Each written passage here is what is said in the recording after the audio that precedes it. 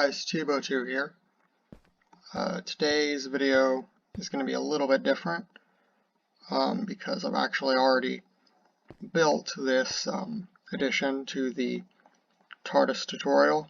So this is what we're going to be covering today, but I've already built it just for the sake of testing it out because it's actually my first time doing something like this. But I think it turned out well, so I wanted to go ahead and show it off. So today what we're covering is actually a manual flight mode for the TARDIS, enabling it to basically, fly around. So to start, you need this chain of command blocks. We start here. This is just searching for a powered lever, which I have placed down a new lever on the console. So basically just search if that is powered, and if so, power this command block, which will teleport the player to the locked TARDIS. You could do an unlocked one as well, but I just figured it made sense that you'd lock the door first before flying through the air. And then just put a repeater with a slight delay, and you're going to rename the locked TARDIS or unlocked, whatever, to TARDISFly, or just something indicating that it's now flying. And then this command block is just always active, repeating, teleporting that flying TARDIS to that player. Just a Chameleon Circuit thing. It's just like the locked TARDIS. You're going to want to just make a little Chameleon Circuit for it, TARDISFly, and basically I just did a very, very basic police box model like we had earlier in the series, just 2 terracotta blocks and a lantern, but it can be however complex you want. And then over here we have what is like this logic gate, which basically means both of these command blocks have to be powered before this torch will power this line of redstone. And what they say is we need to know if the flying TARDIS exists and if the player has the TARDIS key in their offhand. And basically this is what you're going to do when you are done flying. You just put the key in your offhand, and it will rename the flying TARDIS back to locked TARDIS, and it will teleport you back to the console room. All of these commands I'm just kind of skimming over because they can be found in previous videos, most of them. And then just make the lever go back to an unpowered one, basically.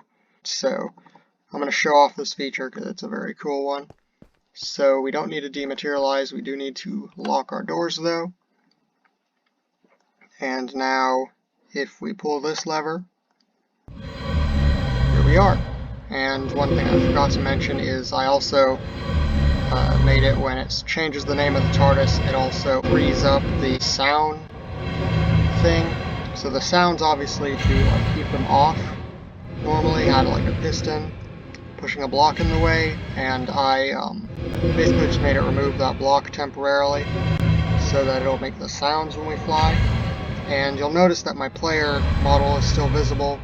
We can actually fix that, and I forgot to do it before this video, so I'm going to do it right now. So just to demonstrate landing the flying TARDIS, you see we can fly it, land it, just wherever we choose. We can even go like over here, I guess. And then we just simply put the key in our offhand, and here we are. Execute at e name equals TARDISFly, limit equals 1, run, effect, give, at p, the invisibility effect, and then just do like a small number like 2 or 1, doesn't really matter, and then just make sure that's active. Let's test this out, I guess. So okay, so we're back in flight mode, and didn't work. Yeah, it looks like my player is now invisible. And so So yeah, we can just go around as a flying TARDIS. A little bit jittery, but I think overall this is a really cool feature, allowing the TARDIS to fly around in the world to wherever it chooses. Head down here into this little cave area if we so choose. And just land here. And the invisibility will wear off. There we go. And we can just unlock our door. There we go. Walk on out. Here we are. Let's go back and then let's fly our way on back. Why don't we? You can still see the sword, so just don't hold anything when you're in this mode. And let's head over here. But yeah, then just do that. And there we are. So that is the finished tutorial, a very quick one this time since I didn't build it on screen and have a bunch of trial and error. Yeah, very quick tutorial on how to make your TARDIS able to have a manual flight mode. This is a very cool feature. I'm glad I figured this out today. Anyhow, I have been Tbo2. Goodbye.